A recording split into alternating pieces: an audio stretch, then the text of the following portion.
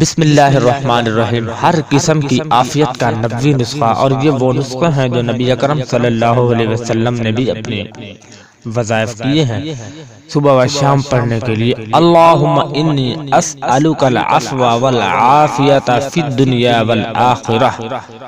اللہم انی اسألک العفو والعافیت فی دینی و دنیای و اہلی و مالی، فی دینی و دنیای و اہلی و مالی۔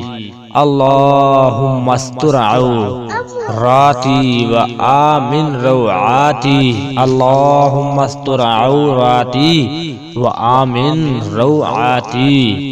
اللہم احفظنی، اللہم احفظنی من بین یدی ومن خلفی، اللہم احفظنی من بین یدی ومن خلفی وعن یمینی وعن شمالی ومن فوقی، وعن یمینی وعن شمالی ومن فوقی، وَأَعُوذُ بِعَظْمَتِكَ أَنْ أُغْتَالَ مِنْ تَحْتِي۔